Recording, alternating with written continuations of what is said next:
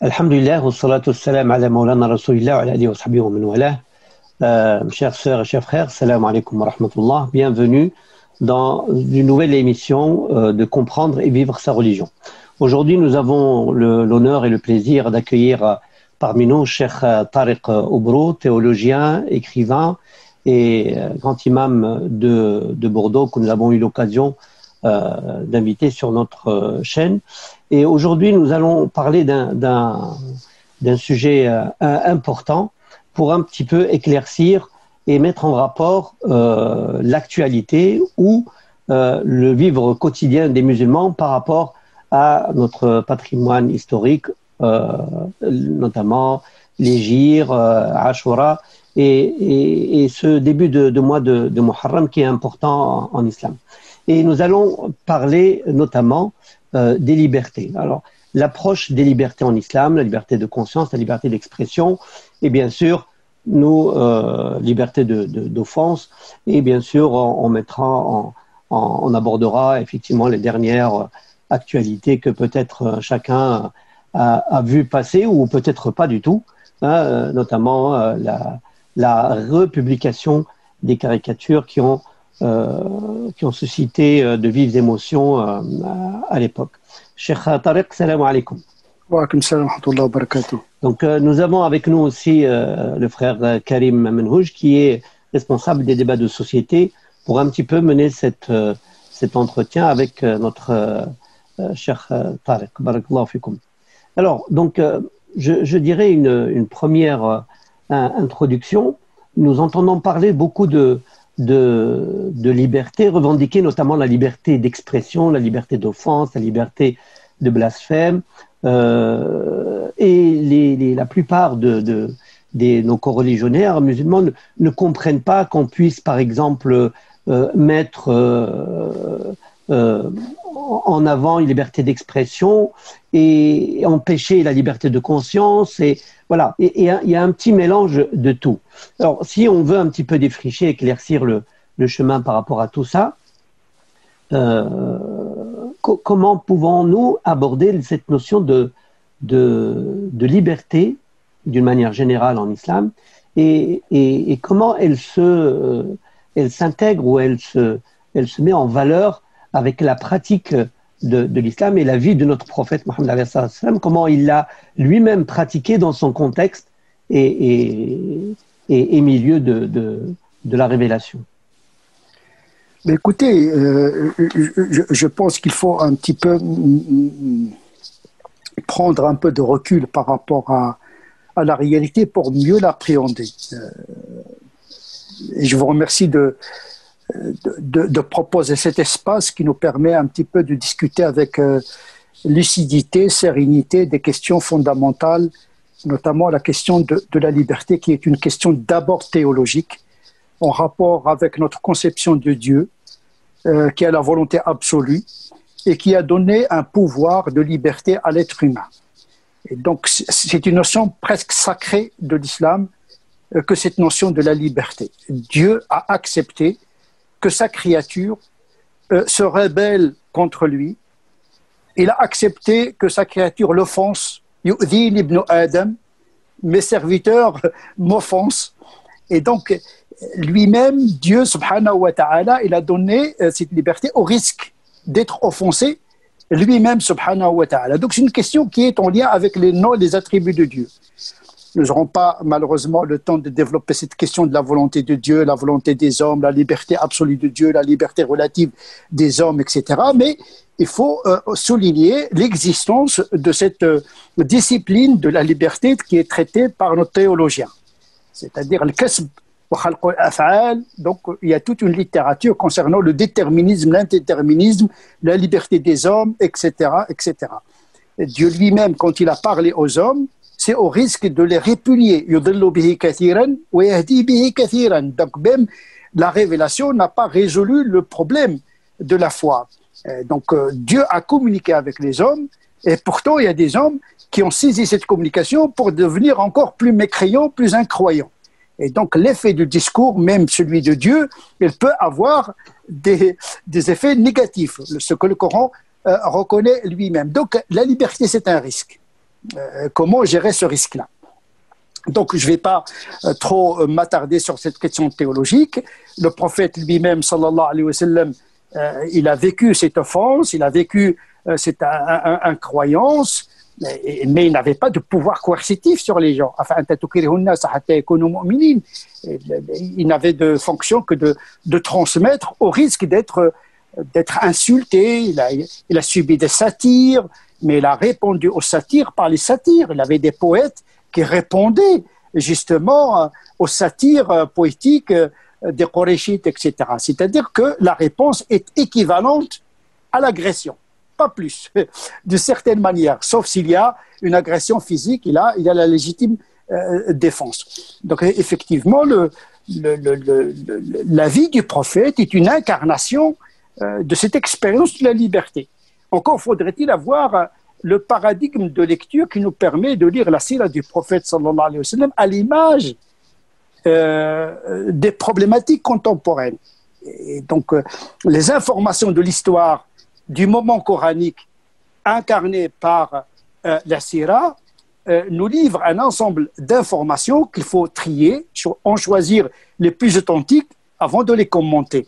Mais c'est une matière informationnelle qu'il faudrait sculpter et la présenter de manière esthétique, audible et intelligible à nos contemporains.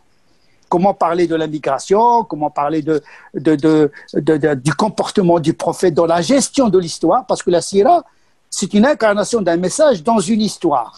Et donc, c'est une intégration de l'histoire dans l'économie théologique et canonique incarnée par le prophète sallallahu alayhi wa sallam, daté et situé. Et donc, on est dans le ponctuel de l'histoire, mais qui porte dans la singularité de l'expérience une portée universelle. Comment extraire du particularisme de l'histoire du prophète un universel qui parle à la singularité de notre époque. Donc il faut avoir des outils épistémologiques qui nous permettent de partir de la singularité du moment coranique pour universaliser l'universalisable et le mettre en relief avec la singularité de notre situation française particulière et la situation du moment que nous traversons, qui est très tendue actuellement, et comment lire l'universel de notre message à la situation que nous vivons actuellement. Donc il faut avoir une distance, en même temps il faut avoir une distance par rapport à la réalité pour mieux la traiter. En d'autres termes, si je comprends bien, c'est scruter la sira et repérer ce qui peut servir de modèle qu'on puisse appliquer dans notre vie actuellement au XXIe siècle dans l'espace français et européen. En fait, c'est ça. Il y a d'abord un tri des informations en fonction de leur authenticité, de leur pertinence, avant même de les commenter.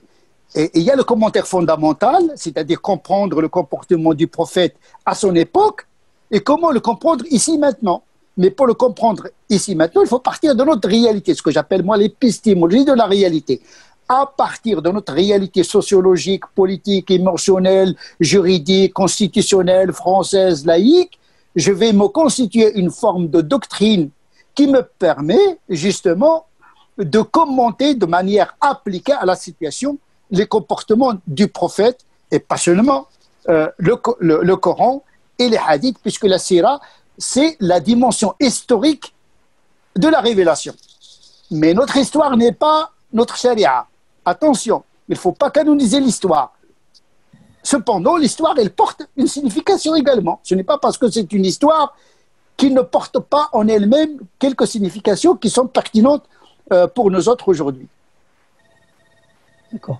Alors, quand tu dis canoniser sharia, canoniser l'histoire, ça veut dire quoi en termes plus accessibles, hein, je vais dire.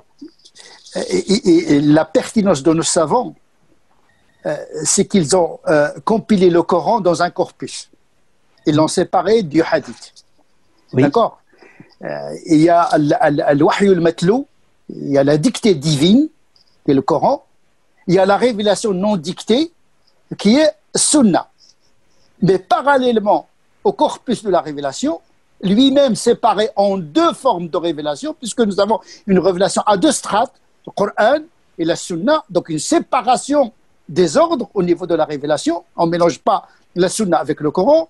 Ça, c'est très important en termes paradigmatiques. Et puis, on a séparé le corpus de la révélation avec l'histoire, c'est-à-dire la sira. La sira ne fait pas partie de la révélation. Mais il fait la traçabilité de la révélation. Donc, il donne une dimension historique de la révélation. C'est ce que j'appelle le moment coranique dont la traçabilité est faite par la sira. Et donc, la pertinence de nos savants, pour ne pas canoniser et donner une portée révélationnelle à l'histoire, ils ont séparé l'histoire de la révélation pour faire une nuance entre ce qui est une révélation et l'histoire de la révélation. C'est-à-dire, cher Tarek, qu'une même révélation peut avoir deux pratiques différentes dans deux contextes différents, c'est-à-dire deux histoires différentes en quelque sorte. Non, il y a l'histoire du peuple du prophète et l'histoire du prophète, l'histoire personnelle et tribale et contextuelle, il faut la maîtriser. Sinon, on va absolutiser ce qui est relatif dans le Coran et relativiser ce qui est absolu dans le Coran. Asbab al-wurud pour les hadiths et asbab al-nuzul pour le Coran. Donc la portée de l'histoire, elle est très importante et elle est inscrite même indirectement dans le Coran lui-même. La langue arabe en elle-même, elle porte cette dimension historique parce que l'arabe, il porte en elle-même celle du Coran, elle porte la culture du moment coranique, l'histoire du moment coranique, donc il y a le sens historique des mots.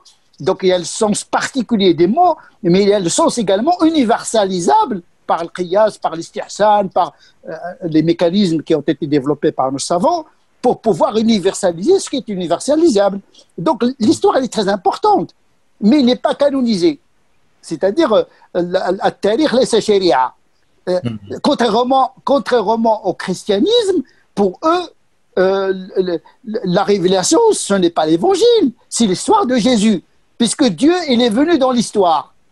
Il est incarné dans l'histoire. Nous avons un Dieu qui est resté distant par rapport à l'histoire. Il révèle sa parole dans l'histoire, mais il n'est pas dans l'histoire. Il n'est pas incarné dans l'histoire. Donc il communique dans l'histoire, mais il n'est pas incarné dans l'histoire. Donc c'est un Dieu distant. Mubayinun li khalqi. Et c'est ça un petit peu la pertinence de la révélation, c'est que Dieu, il est distant, mais sa révélation a fait éruption dans l'histoire. Pas pour la canoniser, mais pour négocier son message dans l'histoire. D'ailleurs, les savants, en fait, ils séparent la partie législative, c'est à partir du moment où le prophète est devenu prophète à la révélation, et tout ce qui est histoire personnelle avant la vie du prophète est considéré comme une information, mais elle ne représente pas une législation par rapport à ça. Mais il est très important, important de connaître la période pré-islamique. C'est ça. On a intégré dans la Sira le Jahiliya, parce qu'on ne peut pas comprendre l'islam si on n'a pas compris le Jahiliya pour pouvoir apprécier la pédagogie de la réforme que le Coran a apportée. Donc, un nuzul, l'éruption de la révélation, ce qu'on appelle le tenzil, c'est en même temps un mode de communication, mais en même temps une pédagogie de la communication, comment le Coran, par fragments, il a communiqué les vérités absolues dans une histoire relative. Et donc, il faut changer complètement de paradigme quand on lit la révélation.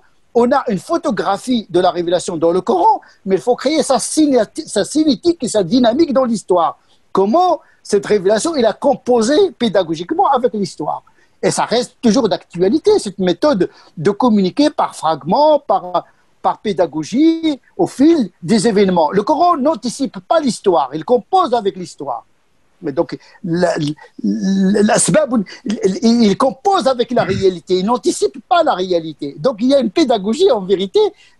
La communication divine nous enseigne comment négocier, comment traduire les enseignements du Coran à nos contemporains.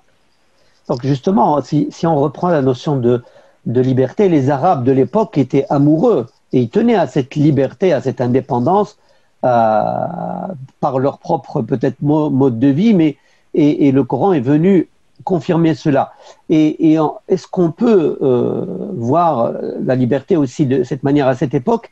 Et est-ce qu'on peut voir aussi que l'émigration du prophète à Médine est une forme de quête de liberté religieuse aussi, de liberté de pratiquer, parce que à la Mecque, ça devenait impossible à le faire, puisqu'il y a eu les tortures et les Oui. voilà. Le mot liberté, il peut recouvrir beaucoup de réalités. À l'époque, la liberté, c'était al-hurr et l'abd. Ils avaient deux catégories simples. Il y a l'homme libre et il y a l'homme esclave. Il y a l'homme qui peut avoir la propriété, il y a l'homme qui est lui-même une propriété. Voilà. Le vocable à l'époque, il désigne quelqu'un qui n'est pas esclave, al-hurr. Mais ce n'était pas un concept. Le hurriya tel que nous l'entendons aujourd'hui, tel que nos contemporains l'utilisent, est une notion qui est issue de la modernité, avec l'État-nation, avec la modernisation politique, la liberté publique, la liberté individuelle, la liberté d'expression. C'est une notion juridique, c'est une notion philosophique, avec la philosophie des Lumières, etc., etc. Donc il faut connaître un petit peu l'histoire des libertés publiques et individuelles en Occident. C'est une notion assez moderne.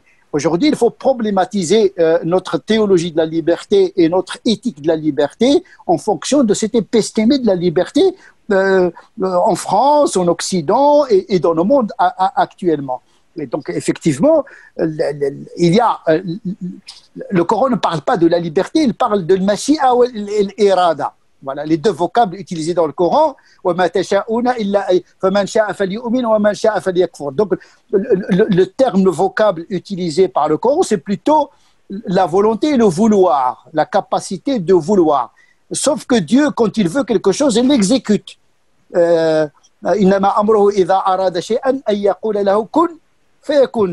quand il veut quelque chose, il l'exécute. Rien ne l'empêche. Cependant, l'être humain, il peut vouloir quelque chose, mais n'a pas la capacité de la mettre en relief. Donc, sa liberté est un peu relative. C'est ça un peu la différence entre la volonté de Dieu et la volonté des hommes.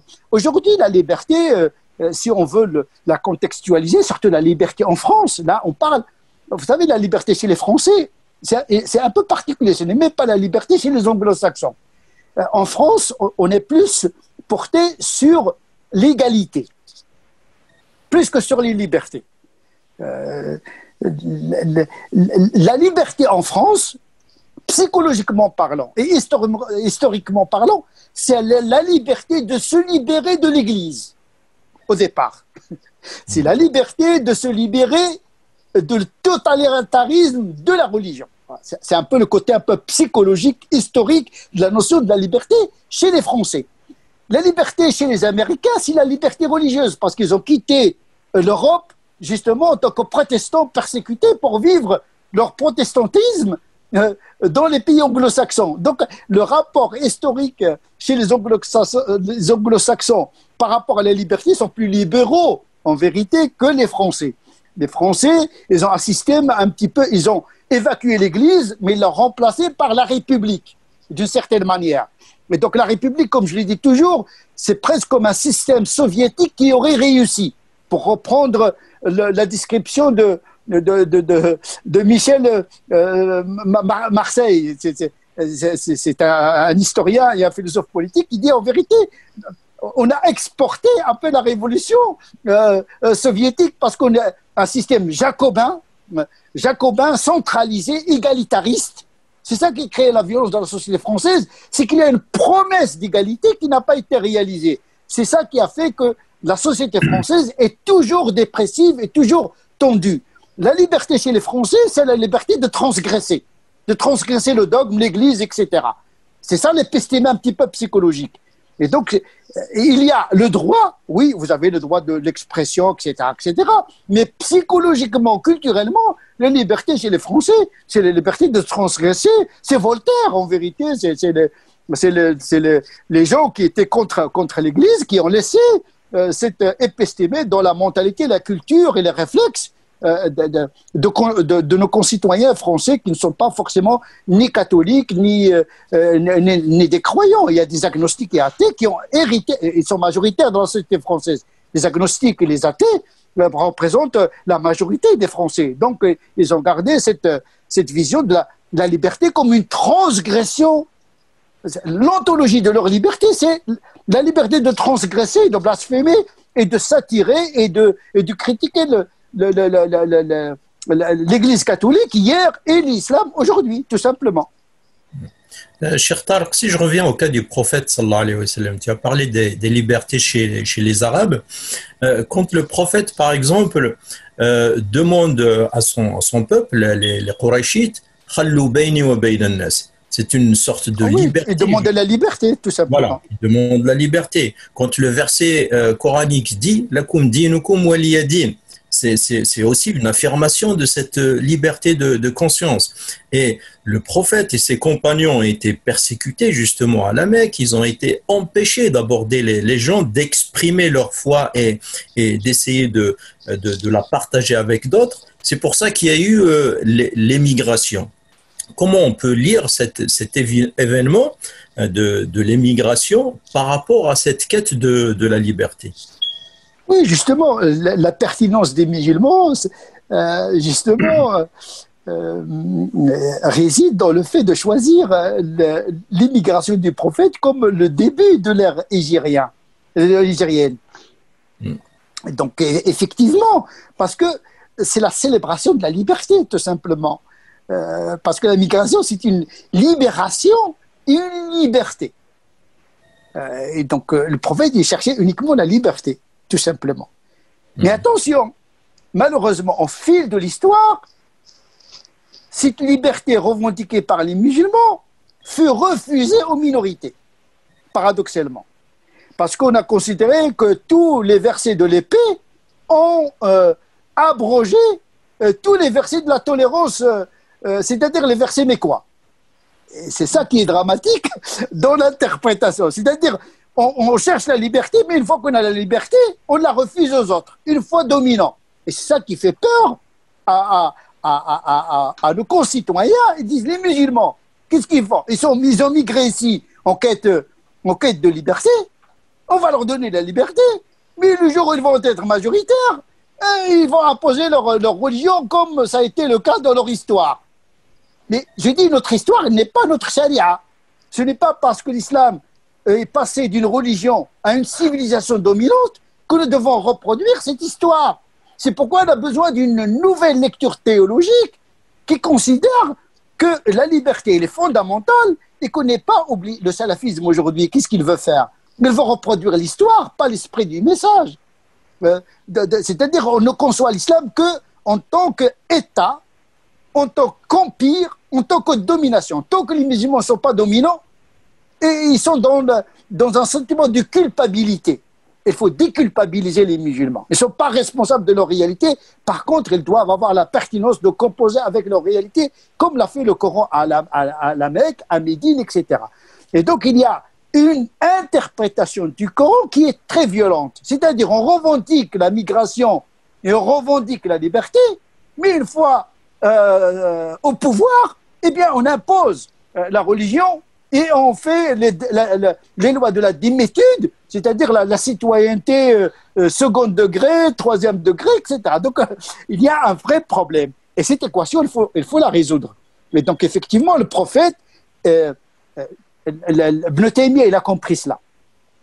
C'est peut-être le premier à comprendre que la violence légitime que le prophète a pratiquée n'était pas pour imposer la foi par l'épée, mais pour combattre l'injustice, tout simplement.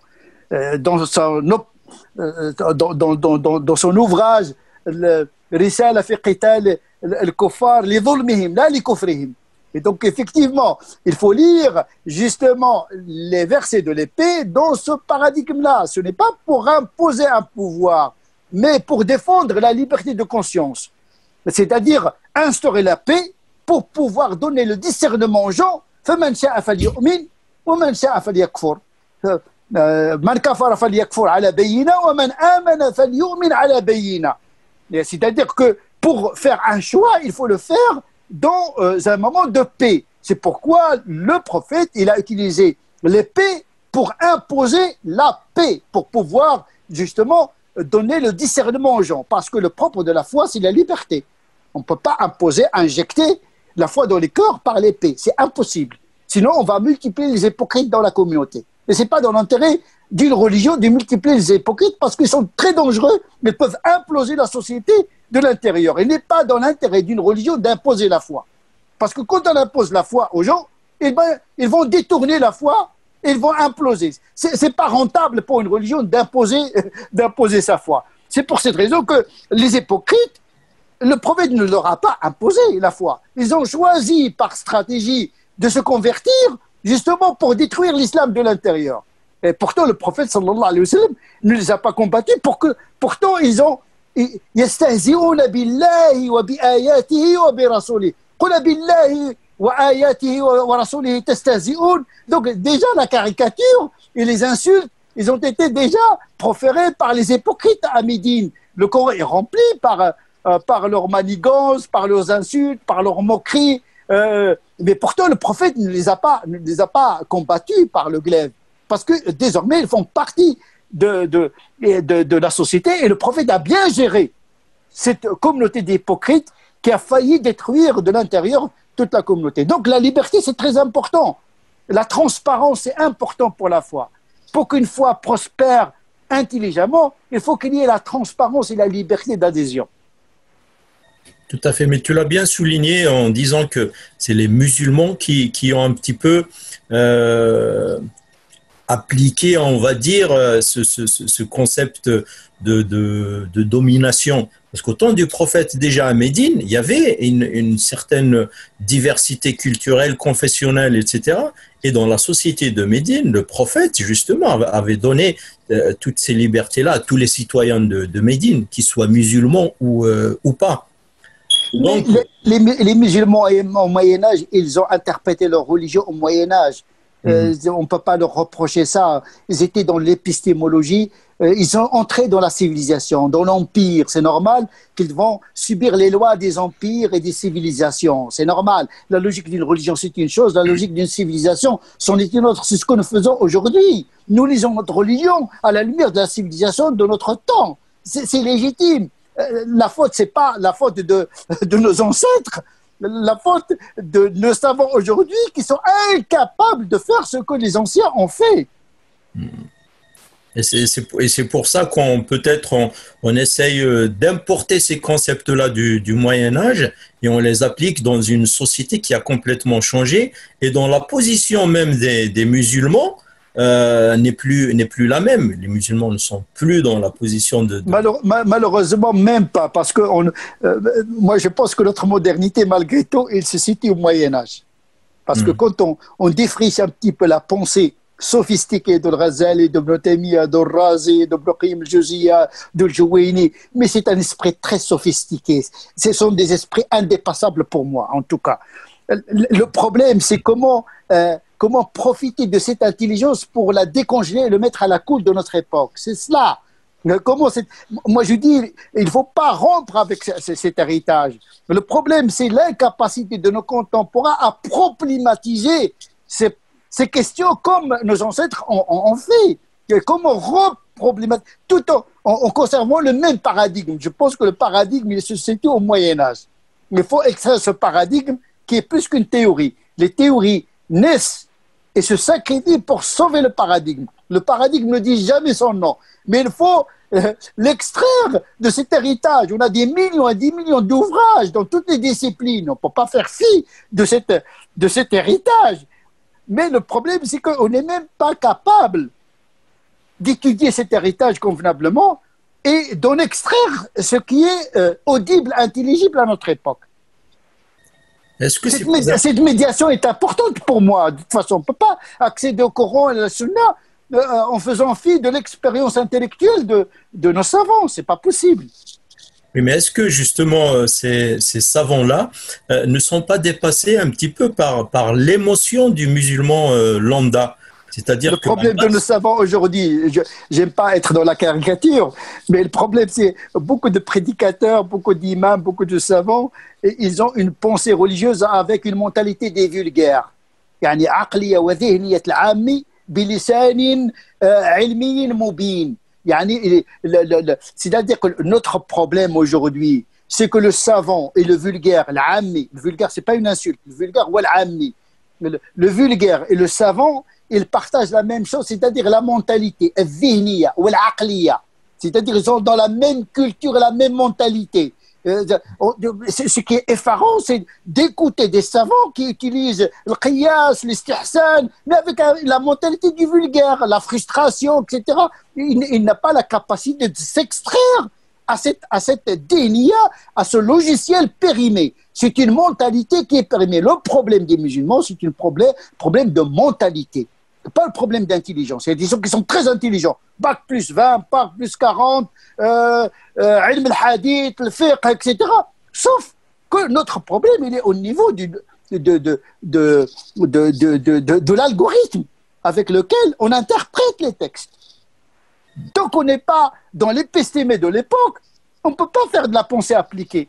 On va reproduire ce que les anciens ont dit, et peut-être de manière maladroite. Tout à fait. Je ne sais pas si je suis clair.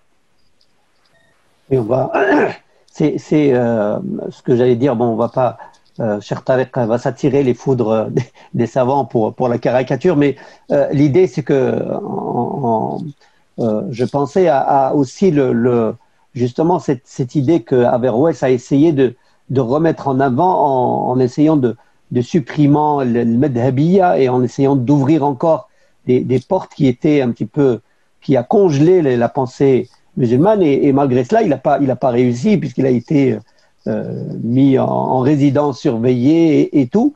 Ce n'est pas simple justement, on revient à la question des libertés, puisque même aussi haut qu'on peut être en tant que savant ou théoricien et qu'on apporte, on est confronté aussi à une volonté politique, une volonté sociale, à un cadre et un contexte. Et justement, l'idée, c'est que, comme on parle des libertés, on a passé sur l'immigration, et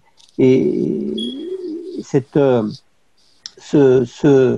espace qui offre cette liberté en France et en Europe, une chance peut-être pour développer et comprendre nos textes et les pratiquer, au moins expérimenter ces notions-là.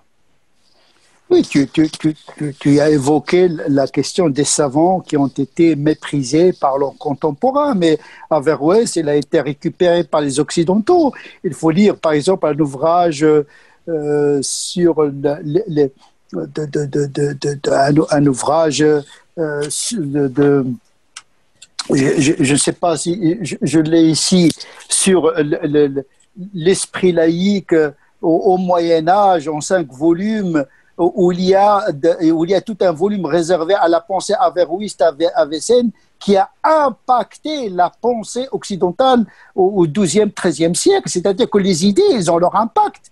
D'une certaine manière, nous lisons, c'est vrai, Ibn Rushd d'Averroès n'a pas supprimé le madhabiyya, lui-même il était malikite, donc vous n'avez qu'à lire Bidayat al-Mujtahid et Nihayat al-Muqtasid, c'est quand même, il restait un qadi malikite, sauf qu'au niveau philosophique, il a développé des choses pertinentes qui malheureusement qui n'ont pas été reçues par le monde musulman pour moderniser justement la pensée politique. Le Qadi Iyad aussi, il a été assassiné. Ibn Taymiyyah, il a été emprisonné. Shafi'i, tous les savants ont souffert de la persécution d'une certaine manière. Je pense que même un critère d'un savant, c'est d'être paradoxalement persécuté comme le prophète. Un vrai savant, il dit toujours des choses qui dérangent d'une certaine manière. Un savant qui dit ce que les gens veulent entendre, surtout les musulmans, parce qu'aujourd'hui, il est plus simple de critiquer les Français non musulmans, de critiquer les incroyants, de critiquer la France, la République, etc. C'est plus facile de critiquer les autres. Il est plus difficile aujourd'hui de critiquer des aberrations attribuées à l'islam de la part d'un certain nombre de musulmans. Effectivement, on a du mal à gérer cette liberté intracommunautaire. Ça veut dire qu'il faut entrer dans le moule, il ne faut pas non plus provoquer, etc. Mais parfois, la provocation est une manière pédagogique de réveiller une sensibilité émoussée par l'habitude. À un moment donné, on fait la provocation pour attirer l'attention, pour créer le débat, pour pouvoir trouver à un moment donné une sérénité pour approcher les choses de manière plus sereine et plus approfondie. Mais donc effectivement, la liberté, c'est la chose la plus difficile à gérer. Je le concède. Mais si on revient maintenant à notre cas concret, si je prends l'exemple des caricatures qui ont été republiées récemment, là, ça a suscité quand même une grande émotion chez les musulmans en général, ici en France d'ailleurs, et dans le monde, parce que c'est vu pas par le prisme de la liberté d'expression, etc., mais plutôt par le prisme de la provocation. On est vraiment dans la provocation.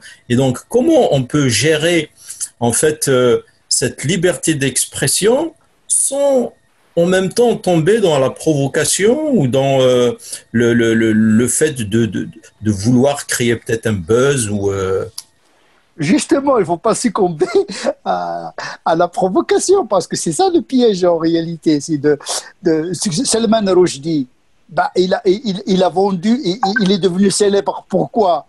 C'est grâce à le fatwa de Khomeini. C'est-à-dire, en vérité, on finit toujours par faire la publicité de ce qu'on est censé combattre. Parfois, le fait d'ignorer et d'être indifférent par rapport à la provocation est la meilleure réponse. Ce que j'appelle l'ataraxie religieuse, c'est-à-dire l'élévation de l'âme devant le ridicule. C'est la hauteur de l'âme. De toute façon, les caricatures ne vont pas toucher ni Dieu ni son prophète, d'ailleurs, de toute façon. Et donc, effectivement, et c'est une culture, la caricature en Occident. Les catholiques sont passés par là.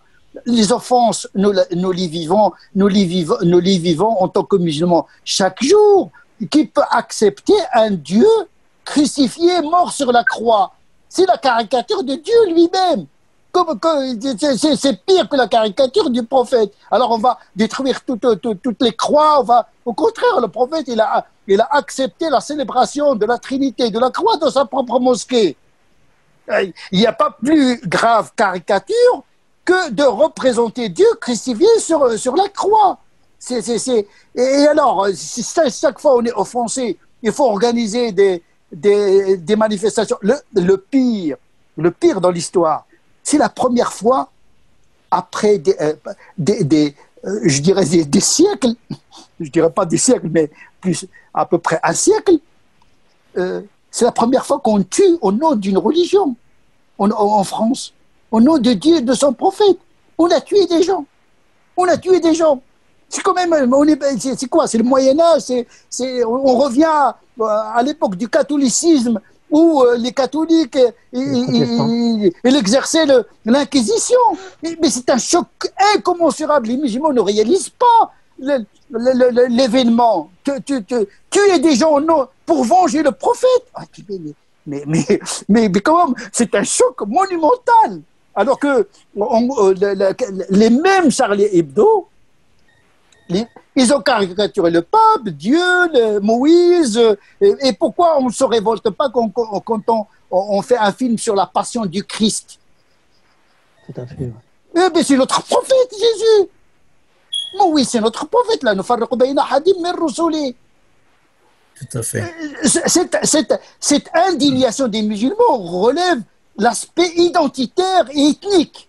C'est une révolte plus ethnique que théologique. Parce que si on est vraiment de vrais musulmans, vraiment dans le sens fanatique du terme, on doit être indigné quand Dieu est caricaturé, quand Moïse est caricaturé, quand Jésus est caricaturé. Donc on va organiser des manifestations chaque seconde.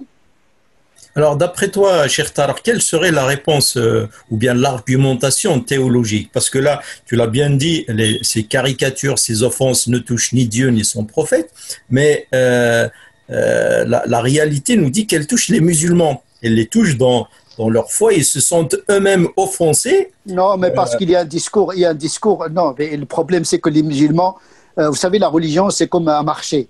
Vous créez la demande en fonction de l'offre. S'il y a des discours qui de revendicatifs, etc., vous allumez les gens, de toute façon.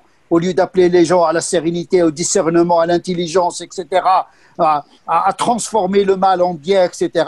Le problème, c'est que malheureusement, notre discours est assez médiocre au niveau de la pertinence. C'est-à-dire on crée de l'angoisse supplémentaire chez les musulmans, un sentiment de culpabilité. S'il ne se révolte pas, il a le sentiment d'être coupable. C'est pour cette raison que les Kouachi et Koulibaly, ils sont passés à l'acte, parce que s'ils ne passent pas à l'acte, ils se sentent en situation de péché.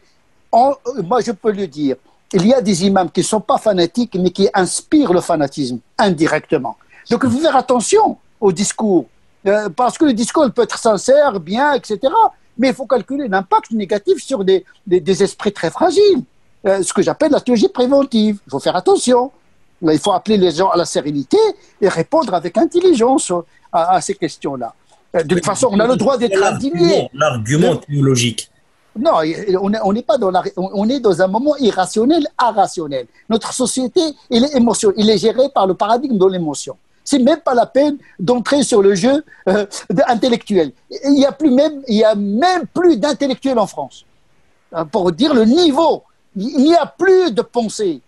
Il y a une pensée arrêtée depuis un certain moment déjà. Les gens ne pensent plus. Ils sont dans le sentiment. Donc vous ne pouvez pas régler ces problèmes-là avec des arguments intellectuels. Il ne faut pas laisser la tempête passer et attendre le moment propice pour pouvoir expliquer les choses. Quand il y a le fitna, le prophète, quand il y a le fitna, tu casses ton épée, comme a dit le prophète sallallahu alayhi wa sallam. Quand il a le désordre, aucune parole n'est audible. Aucune pensée, pertinente soit-elle, ne peut être comprise. Il faut l'apaisement comme condition de dialogue. Quand il n'y a pas d'apaisement, il n'y a pas de dialogue possible. Et les musulmans ont intérêt à éviter les tensions parce que ce n'est pas dans l'intérêt de leur religion, déjà, ni dans l'intérêt de la société. Il y a des crises de partout, économiques, sanitaires, crises identitaires. Nous passons quand même, notre société française, elle est dans une crise existentielle, dans une angoisse existentielle. Et moi, je ne veux pas que ma religion devienne un enzyme qui catalyse et qui aggrave cette angoisse. Il faut extirper la religion de ces enjeux qui la dépassent. Justement, tu as justement dit, rappelé en fait que l'offense, si elle est d'ordre théologique, elle nous ferait réagir par rapport à Moïse, à Jésus. Paradoxalement, on jeûne le jour de Ashura pour célébrer le triomphe de Moïse par rapport à Pharaon, et dans un autre côté. Alors, je rajouterai une autre question. Alors, je reçois pas mal de questions, de remarques des musulmans après la prière du vendredi, et notamment celle-ci qui est peut-être en rapport avec l'actualité, et si tu pourrais un peu éclairer. En même temps, cette semaine, on a eu deux affaires un peu qui, en apparence, seraient similaires. Et les musulmans réagissent par rapport à cette injustice. La première chose, c'est Valeurs Actuelles qui sort une caricature ou un dessin, une bande dessinée présentant la députée du parti de l'extrême gauche en tant qu'esclave. France Insoumise. Voilà, France Insoumise, qui est d'une certaine position dans certaines figures. Et donc, il y a eu une réaction vive de toute la classe politique et qui a condamné ceci. On pense à porter plainte. Et de l'autre côté, il y a cette republication des caricatures où on est dans une caricature d'une personnalité religieuse et on comprend pas ce discours par exemple du président en parlant du droit au blasphème par rapport à droit à la caricature et par rapport à ces deux aspects. Est-ce que c'est une question plutôt de droit qui relève parce qu'on peut caricaturer une personne, on ne peut pas caricaturer une personne et atteinte à la dignité, mais là on est dans la caricature d'une religion, ou bien c'est une question de culture d'une manière générale. Donc voilà, on a ces deux aspects. Je suis passé de Moïse à cet aspect un peu. Ça fait les deux questions en même temps. Oui, d'abord revenons à Ashura qui célèbre la migration justement de Moïse. C'est une célébration de la libération du peuple d'Israël. C'est très symbolique. Il faut donner une visibilité à Ashura.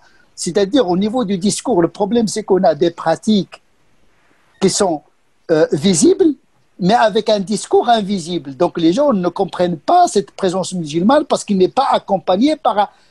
Moi je préfère plus la visibilité du discours que la visibilité des pratiques, parce qu'une pratique qui n'est pas accompagnée par une explication, elle est mal reçue.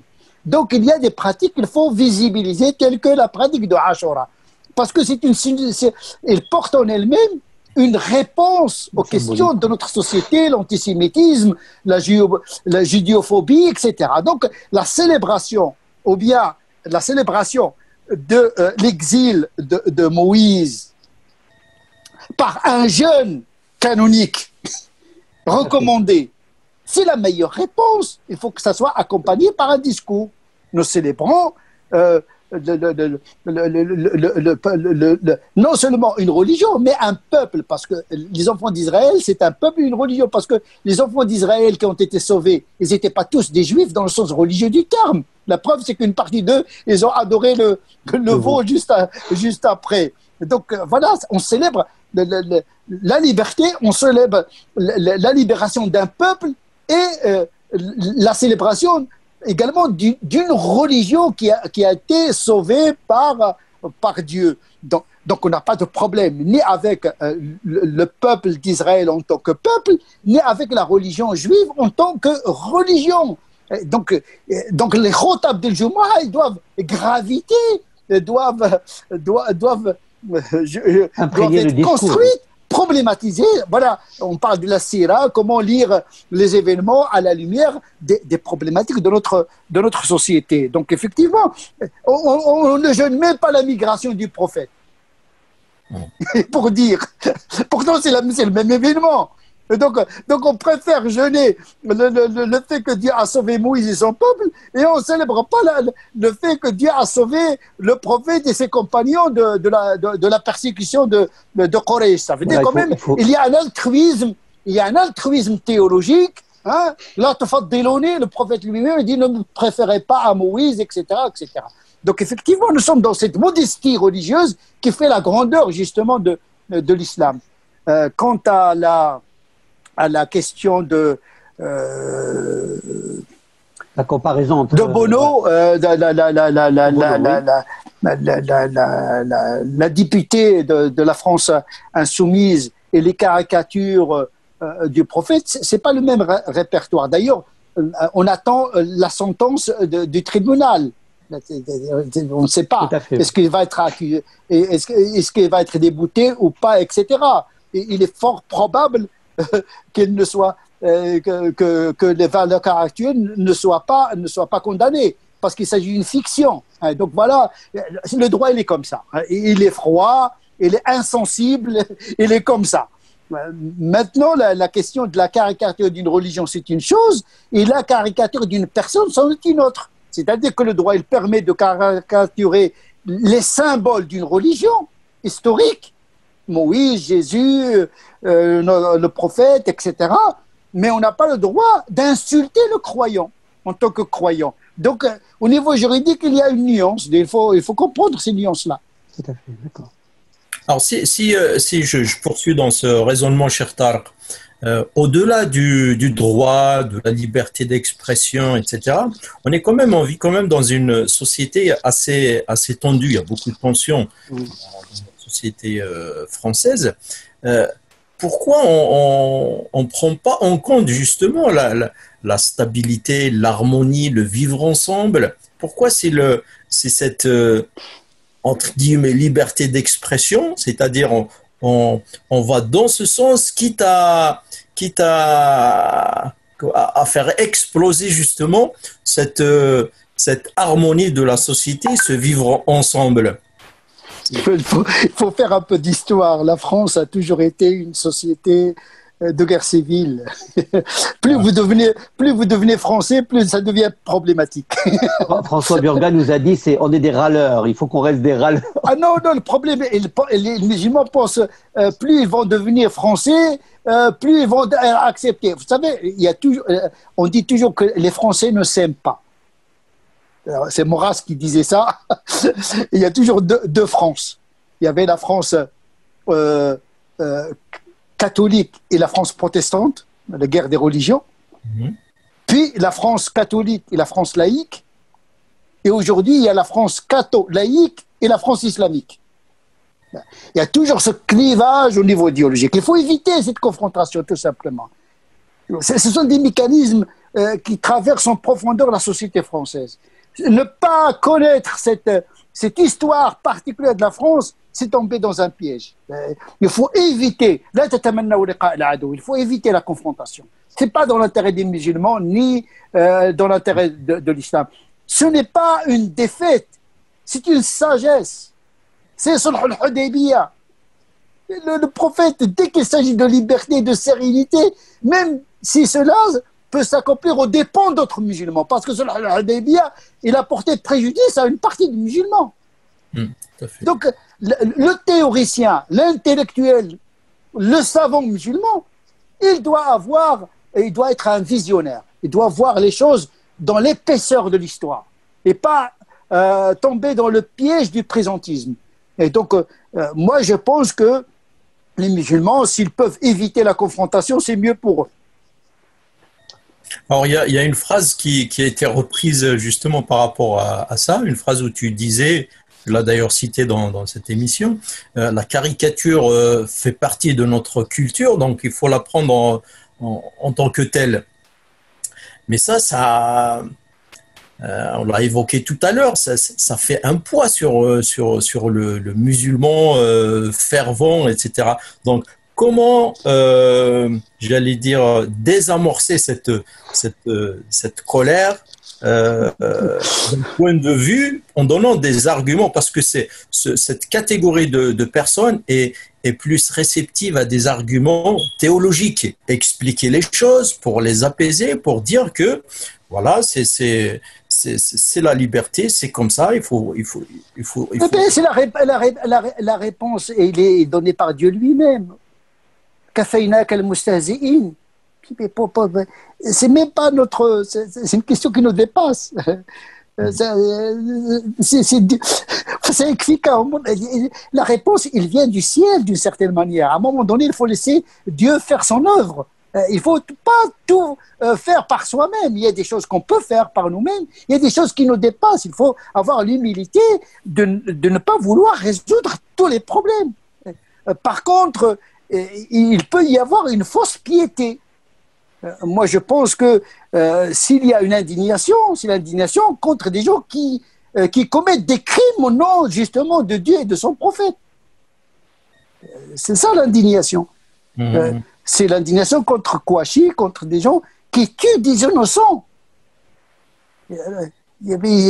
Parce qu'un non-croyant, lui, il a le droit de blasphémer. Le blasphème ne concerne que les musulmans. De toute façon, la question du blasphème, c'est une notion un peu catholique, un peu... nous, on dit Ridda, l'apostat. Il a quitté la religion. Maintenant, une fois qu'il a quitté la religion, il est libre de caricaturer, etc. Tant qu'il ne m'insulte pas en tant que citoyen, ou bien il montre... tant qu'on est dans le droit positif. Il y a un prix à payer de toute façon. Il y a un prix à payer. Quand il y a des imams, par exemple, dans le manbar, qui ridiculisent, qui, à la limite, des insultes des autres, des juifs, des chrétiens, etc. Mais à un moment donné, il faut être... Moi, je pense que notre problème ne vient pas de la société. Notre problème vient... Bien, il faut hiérarchiser les problèmes. Moi, mon problème, c'est avec moi-même. J'ai des équations que je n'ai pas encore résolues. J'ai un problème que je n'ai pas encore résolu avec moi-même. Et donc, il ne faut pas sous-traiter les problèmes à l'extérieur alors que le problème, il est à l'intérieur. Vous croyez que si on donne la liberté aux musulmans, ils vont s'entendre entre eux? Le terrorisme a tué plus de musulmans que de non-musulmans. L'intolérance du musulman a tué plus de musulmans que de non-musulmans. Cherchez l'erreur. Moi, j'ai vécu une expérience ici à Bordeaux. Heureusement qu'il y a un droit en France. Il y a des musulmans qui sont capables de vous tuer parce que vous ne pensez pas comme eux. Et donc l'indignation, il faut qu'elle soit gérée par la théologie et l'éthique et le droit. Oui, on a le droit d'être indigné. Je ne dis pas que il y a des musulmans qui sont indignés, plus ou moins de manière très, très forte, etc. Parce que quand on parle des musulmans, on parle de qui? Il y a des gens qui créent une communauté virtuelle et qui commencent à parler au nom de cette communauté virtuelle qui se sont imaginés. C'est ça le problème. Le syndrome de la première rangée, sauf le Loul. L'imam, dès qu'il monte sur la chaire, il regarde. Donc, on va dire, le discours religieux, il est confisqué par la première rangée, ou bien les associations engagées, les militants. Mais attention, tous les musulmans ne sont pas militants, tous les musulmans ne sont pas engagés, tous les musulmans ne sont pas très pratiquants, tous les musulmans n'ont pas ce sentiment d'être indignés, etc. Pourquoi essentialiser les musulmans? Mais on peut parler au nom d'une religion, par contre. Voilà, c'est ce que fait dans une religion. Mais un religieux qui prend la place d'un pouvoir politique pour représenter une communauté, on n'est plus dans l'imama, on est dans le khilafa, on est dans un autre répertoire. Je vais défendre une communauté. De quoi je me mêle? Moi, j'informe sur une religion. J'informe les musulmans et les non-musulmans. Donc, il y a un problème du statut des institutions religieuses. Est-ce qu'ils sont communautaristes, des syndicats, ou bien des partis politiques, ou bien ce sont des institutions religieuses? Il y a un problème à régler à ce niveau-là. L'Église catholique, elle a fait bien ce travail-là. Il y a l'Église, le prêtre qui parle de la religion. Il y a les catholiques qui sont engagés dans la politique en tant que citoyens. Ils ne parlent pas au nom de leur religion. Ils vivent leur foi dans la pratique, mais ils ne parlent pas de la religion. Nous, on trouve l'imam qui parle de la théologie, qui parle de la politique, qui parle de l'économie, etc. On confond les répertoires. Maintenant que chacun reste à sa place. Un imam, il doit apaiser les musulmans et les non-musulmans en même temps. Maintenant, s'il y a un engagement, mais dans la société, il y a beaucoup d'institutions d'engagement, de défense des droits des individus et des libertés publiques, que les musulmans, en tant que citoyens, s'engagent dans la société, au nom de l'universel républicain, justement. Donc, il faut séparer les ordres. Là, tu as cité un exemple qui a retenu toute mon attention, le fait d'être, tu disais d'être menacé ou condamné, etc., parce que tu ne pensais pas comme l'autre. Ça suscite un vrai problème de compréhension de nos principes religieux par rapport à ça, au sein de la communauté musulmane. Écoutez, il faut dire la vérité, que ce soit le musulman lambda ou des religieux ou des activistes musulmans, malheureusement, nous souffrons d'une mauvaise morale. Il y a un problème moral. Nous souffrons d'akhlaq. Nous pensons que le fiqh va résoudre le problème de la morale. Nous avons réduit la morale au fiqh. Non, la morale est dans le fiqh et en dehors du fiqh. Le problème, c'est qu'on pense qu'en faisant des enseignements, des matières de le fiqh, on va régler le problème de la morale. Mais la morale, elle échappe au fiqh. C'est khayrukum fil jahiliya khayrukum fil islam. De toute façon, la morale, elle obéit à l'éducation, à l'enseignement, au niveau intellectuel, à la culture, à l'urf. Nous souffrons d'un manque de morale, de civilisation. Non, il y a beaucoup de gens qui ne sont pas civilisés. Mais ils sont capables de tuer au nom d'un verset, au nom d'un avis canonique. Ils sont capables de créer une rupture entre les gens par un ra'i fiqhi, par un avis canonique. Ils pensent que le canonisme, le fiqh, il va résoudre le problème des musulmans. Voilà, barakallahu fik, Cheikh Tariq, nous arrivons un petit peu au terme de cette première émission, je dirais, parce que nous avons abordé tellement de sujets qu'il faudrait en prendre un par un et puis approfondir un peu le sujet.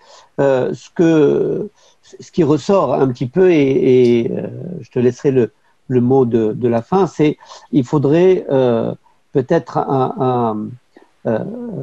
qu'on pousse, qu'on essaie nous-mêmes de rendre un sens à nos pratiques et mettre un peu de théologie, rendre une intelligence dans notre pratique et avec une compréhension justement intelligente partant de notre théologie et avoir à partir de là, avoir une morale et une éthique qui permet justement de vivre avec une approche paisible et sereine de sa foi. Le mot de la fin, Cheikh Tariq. Écoutez, le mot de la fin, c'est un conseil que je me donne à moi-même et à mes co-religionnaires. Un appel à une exigence intellectuelle très forte, une exigence spirituelle, avec une connexion sincère avec le divin à travers les pratiques spirituelles, la prière, le jeûne, le dhikr, etc. Et puis une exigence morale, une triple exigence. C'est un chemin très dur et très difficile, mais il est inévitable. La solution, elle n'est pas facile. C'est la morale, la vertu, et cela passe par le djihad. Le djihad, l'effort, l'ijtihad ou le djihad. الاجتهاد من الناحية الفكرية والجهاد من الناحية الروحية والأخلاقية. L'ijtihad au niveau intellectuel et le djihad comme effort spirituel et moral. Moi, je pense qu'il faut être exigeant envers nous-mêmes avant d'entrer dans une revendication des droits concernant la société. Il faut élever nos co-religionnaires sur le sentiment de la responsabilité au lieu de les culpabiliser.